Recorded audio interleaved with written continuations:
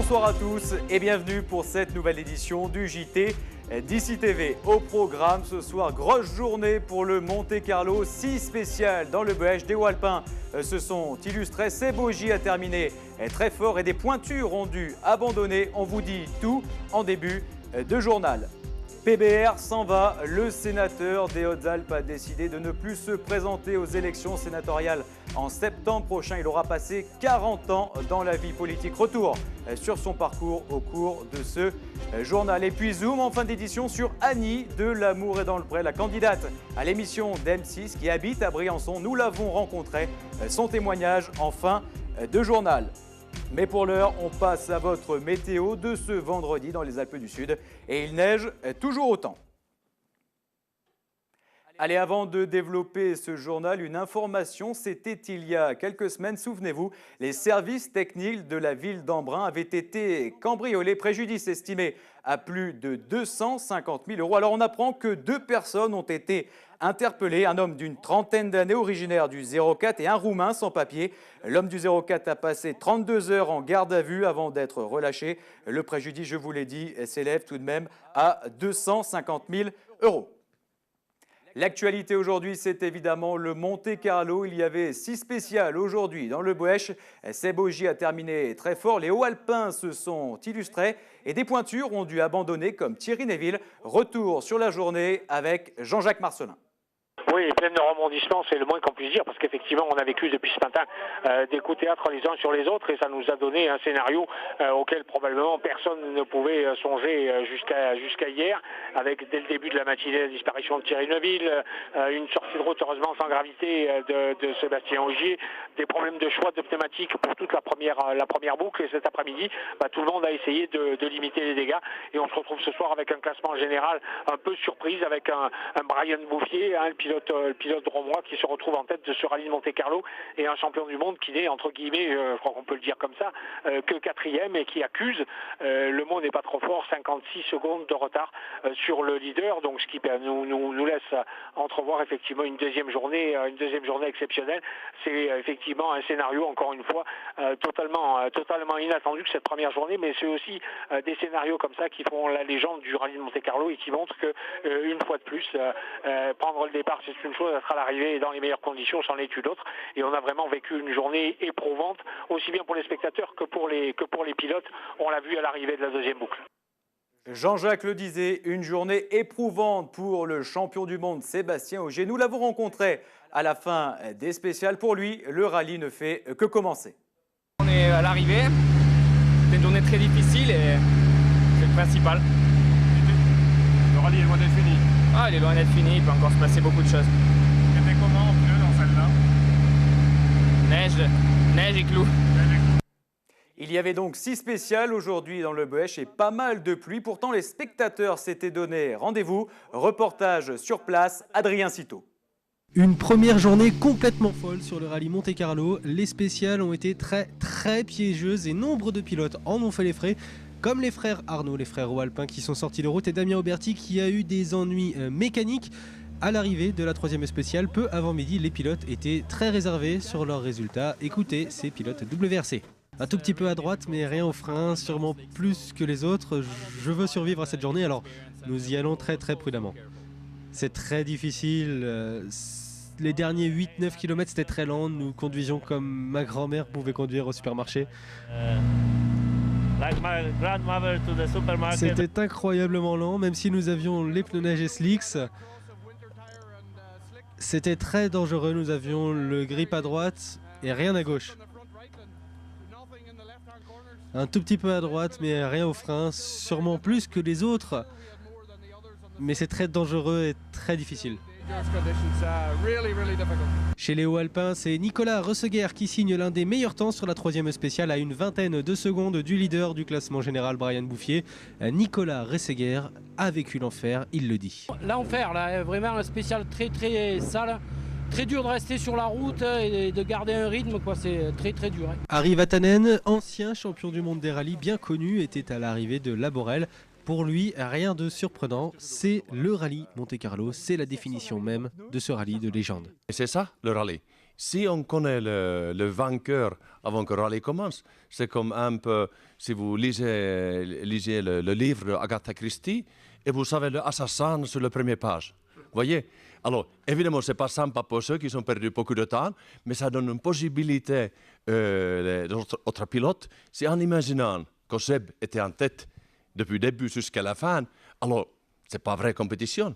Maintenant, Seb doit remonter, tout le monde doit maintenant trouver les bons pneus, mais ça, c'est le Monte-Carlo. Hécatombe, côté pilote, Dany Sordo, Thierry Neuville, Martine Procope, François Delecourt, Julien Morin et de nombreux autres sont contraints à l'abandon. Thierry Neuville, dès le matin, après une sortie de route, les amateurs de rallye sont très surpris de ce premier bilan. L'un d'eux, Sylvain, a pu assister à 2 spéciales. Il nous raconte ses sensations. On est allé dans la première, c'était super sympa. Par contre, la deuxième, c'était quand même atypique avec des routes gelées. Et honnêtement, c'était pas super sympa parce qu'ils étaient en slick et les plus jolies voitures ont été plus ou moins les dernières avec les roues un peu plus étroites, on va dire. Dans la première, c'était plus un rallye asphalte, on va dire, malgré que ce soit gelé. Par contre, dans la deuxième, le spectacle, il n'était pas trop au rendez-vous, c'était assez arrêté, quoi. Même Nicolas Ranchet a subi quelques avaries. Il a touché sa roue avant droite et a réussi à la changer in extremis avant de rallier les stands le midi sur le parc d'assistance de Gap. Le rallye Monte-Carlo est donc fidèle à sa réputation, difficile, truffé de pièges et imprévisible. Cette édition 2014 réserve encore bien des surprises car ce vendredi, c'est entre autres une spéciale longue de 50 km entre Vitrolles et Faye que les pilotes devront réaliser 2 fois. Je vous le disais en titre, les pilotes des Alpes du Sud ont fait de bonnes performances aujourd'hui à l'issue des 6 spéciales dans le Buech. Par exemple, Christophe Barneau est arrivé à la 17e place. Nicolas Resseguer, lui, à la 19e place. Renaud Dols est 21e. Yannick Galeano, 35e. À noter tout de même les abandons d'Auberti et des frères Arnaud. Je vous propose de les écouter. Les 2 premières spéciales se sont très bien passées.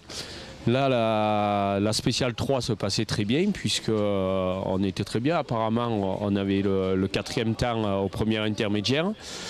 On avait le bon choix de pneus. Après, dans la descente, c'était enneigé, mais on aurait eu le bon choix de pneus. Et je me suis trompé sur une note. Donc voilà, et j'ai annoncé une gauche quasi à fond alors qu'on est arrivé sur une épingle à gauche qui refermait. Donc Christophe a tiré le frein à main. La voiture est parti en reculant et on est tombé en contrebas. La voiture a vraiment rien du tout, mais on n'a pas pu ressortir. Voilà. Si on aurait pu, on reprenait la course, mais là c'était pas le cas. On ne pouvait pas. Les spectateurs ils ont essayé qu'une sangle, ça, mais on était trop en contrebas pour. Il fallait trop de personnes, c'est pas possible. Après, c'est la course, hein, voilà.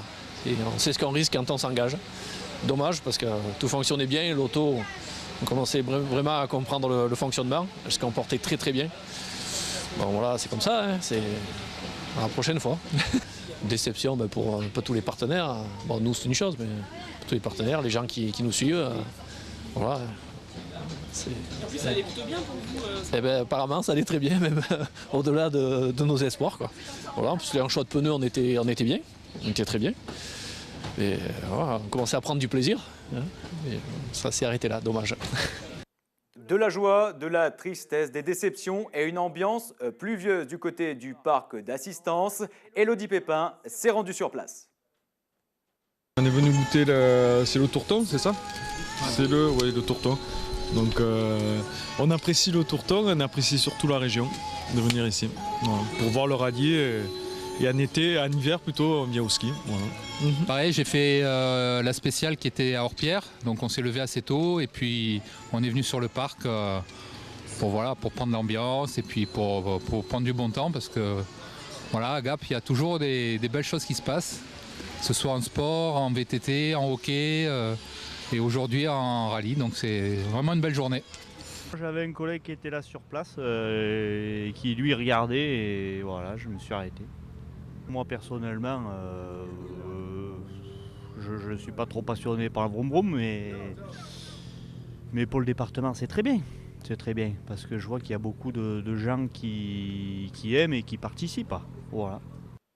C'en est terminé des épreuves dans le BEH direction ce vendredi le sud des Hautes-Alpes et le nord des Alpes de Haute-Provence avec des spéciales de légende comme celle du col d'Espréhoux entre Vitrolles et Faye que les concurrents effectueront 2 fois, mais aussi Sisteron-Thouars et la spéciale des Garcines où la neige pourrait bien s'inviter à nouveau.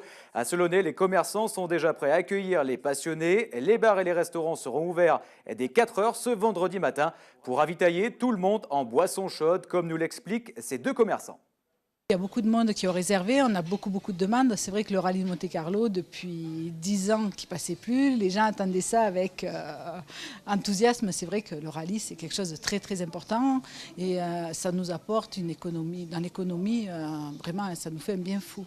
Cette année, l'hiver, bon, on ne peut pas dire que ce soit des plus merveilleux, donc on a vraiment besoin de cette activité-là. L'hôtel est complet. Ce soir déjà en restauration, on est complet. On a beaucoup de personnes qui ont réservé, plus les personnes qui sont à l'hôtel, plus le va-et-vient au bar avec les boissons chaudes, vu le temps qu'il fait. On a fait un peu de stock, un peu plus de marchandises, faire entrer un peu plus de marchandises qu'à l'habitude. Et c'est principalement, donc nous, un accroissement au niveau du bar, principalement les boissons chaudes à partir, donc, comme je disais tout à l'heure, de demain matin, de 4-5 heures du matin, on va ouvrir nos portes. Ce soir, on verra ce soir ce qui, pour l'instant, c'est assez calme, mais voilà. On verra un peu. Après, voilà, c'est regrouper tout notre personnel pour être tous présents et puis modifier un peu la topographie du restaurant parce que on n'est pas que bar, on est restaurant aussi, mais demain matin, on va utiliser la salle de restaurant donc pour servir des petits déjeuners, etc. etc. On sait faire, on est prêt. Tout le monde aura à boire et à manger, il n'y a pas de problème. Et je vous rappelle alors les résultats de cette première épreuve et des 6 spéciales du rallye de Monte-Carlo dans le BEH. Bouffier est premier, le Dromois. Seb Augier est 4e à plus de 50 secondes. N'oubliez pas aussi une grande page Monte-Carlo juste à la fin de ce journal. Politique maintenant. Et Pierre-Bernard Raymond raccroche. Le sénateur des Hautes-Alpes a décidé de ne pas se présenter au sénatorial en septembre prochain. L'ancien maire de Gap pourra passer 40 ans dans la vie politique. On revient tout de suite sur son parcours. Maire pendant 18 ans et premier adjoint pendant les 18 années précédentes. Vous avez également été député européen, vous avez été député tout court, député de la France, vous avez également été conseiller général, conseiller régional. Finalement, oui. Quel mandat n'avez-vous pas eu dans votre parcours politique? Je crois que j'ai eu tous les mandats, je n'ai pas exercé toutes les responsabilités. Par exemple, je pourrais dire que je n'ai pas été président du conseil général. Ah, c'est juste, oui, c'est juste. Vous avez été ministre également. J'ai été 2 fois secrétaire d'État au budget et secrétaire d'État aux affaires européennes. Alors le discours de Chaillol qu'il a prononcé il y a quelques jours à l'occasion des 50 ans de la station est un discours testament. Il avait appelé les Hauts-Alpins à la révolte. Vous êtes trop braves, avait-il déclaré. Retour sur ce discours. Vous devez être conscient de ce qui est en train de se passer et vous devez exiger. Hauts-Alpins, vous êtes trop braves, vous êtes trop calmes, vous acceptez trop ce que l'on vous donne, sans réclamer ce à quoi vous avez droit. Voilà ce qu'il en est aujourd'hui. J'ose espérer que le réveil se fera. J'ose espérer que nous dirons non à cette marginalisation rampante et que nous pourrons un jour espérer être à nouveau, avoir à nouveau le sentiment d'être véritablement intégré dans la communauté française.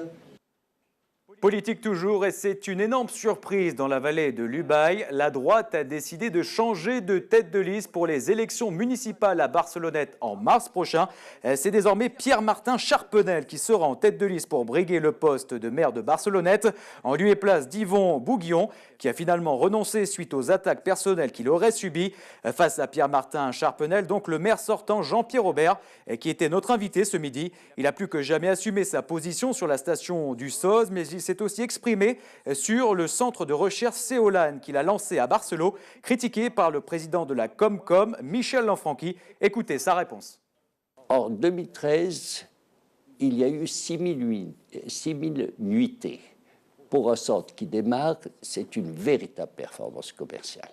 Il y a simplement eu quelques problèmes de trésorerie, comme pour toute activité nouvelle. Ces problèmes, nous les avons réglés. Et donc, c'est vrai qu'on a investi de l'argent, mais dans le cadre de la reconversion du quartier Crapelé.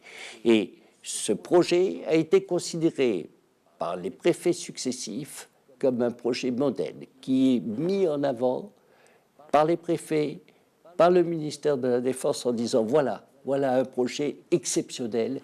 J'ajoute que nous accueillons, comme je le disais, des chercheurs qui viennent du monde entier et c'est un élément de notoriété tout à fait exceptionnel pour Barcelonnette et sa vallée. Europe Écologie Les Verts ne suivra pas Bernard Josso en mars prochain pour les élections municipales de Gap. Ce midi, nous recevions Thierry Baux, le porte-parole du parti dans le département. Alors, le parti ne suivra ni Bernard Josso du Parti Socialiste, ni Jean-Claude Ayrault du Front de Gauche. Écoutez, Thierry Baux. Ces dernières déclarations sont extrêmement méprisantes pour Jean-Claude Ayrault et les gens qui sont mobilisés dans les Tous Capables derrière Jean-Claude. Et puis, quand on veut créer les conditions de l'union, on fait attention à ce qu'on dit dans ces déclarations publiques, par exemple, quand on souhaite avoir des partenaires. Pour nous, c'est extrêmement difficile, demain, d'aller sur une liste où on retrouve des gens qui cumulent des mandats à outrance, comme c'est le cas, y compris avec Karine Berger, qui nous avait promis qu'elle ne cumulerait pas de mandat et qui, finalement, se retrouve candidate au municipal alors qu'elle est députée. D'aller faire une liste en commun quand nous on est opposé à la THT, Bernard Josso se déclare pour à la radio, quand on est opposé au Monte-Carlo et que les déclarations sont ambiguës de l'autre côté. Si à un moment on veut avoir des écologistes sur ces listes, il faut quand même un minimum de cohérence par rapport aux positions politiques des écologistes. Donc cette espèce d'accumulation d'erreurs ou de problèmes fait qu'aujourd'hui, pour nous, il est impossible de partir comme ça sur la liste conduite par Bernard Josso. Donc aujourd'hui, personne à Gap ne peut se prévaloir de l'étiquette Europe Écologie Les Verts. On termine ce journal avec des nouvelles d'Annie, l'ancienne candidate briançonnaise de l'émission L'amour est dans le pré. Nous l'avons rencontrée, elle a retrouvé l'amour avec son ancien compagnon. Élodie Pépin est allée à Briançon pour nous. C'est à Briançon que nous avons retrouvé Annie, cette jolie blonde qui avait participé à l'émission en 2012 et qui avait conquis le cœur de Bruno, un pépiniériste viticole du Vaucluse. L'histoire avait finalement viré à la bataille médiatique. Bruno accusait Annie de n'avoir fait l'émission que pour passer à la télé. Annie, elle, accusait Bruno de l'avoir trompée. Une histoire qui l'avait profondément marquée. C'était il y a maintenant 2 ans. Et bien aujourd'hui, c'est une femme épanouie que nous avons retrouvée.